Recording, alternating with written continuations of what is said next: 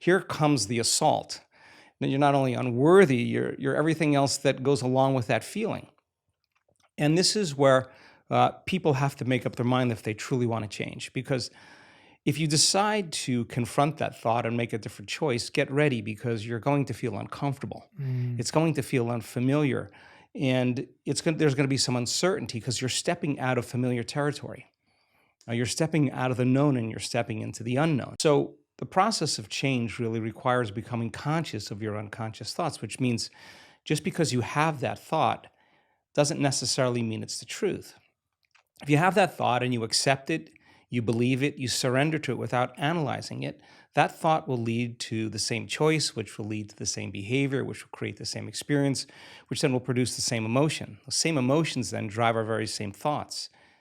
In time, our biology, our neurocircuitry, our neurochemistry, our hormones, and even our gene expression stays the same because we're the same.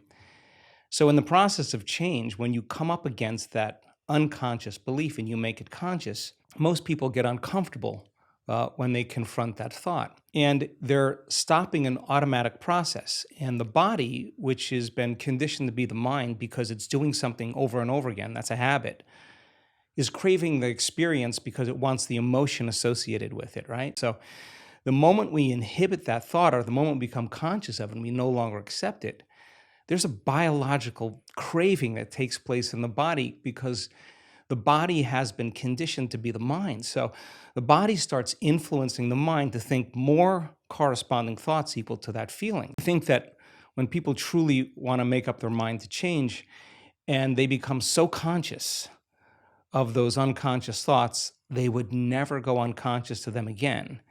That's the moment the body is being reconditioned to a new mind. If you inhibit that choice, that leads to that habit or that behavior. A habit is when you've done something so many times, the body knows how to do it better than the brain. Now you're stopping the body from being on its automation, on autopilot. And if the body's craving the feeling of unworthiness and you're stopping the body from feeling that way, and you're aware in your life how you speak, you're aware in your life how you're feeling, and you're checking in, you're saying, do I really want to feel this way? This is that river of change where you're going from the old self to the new self.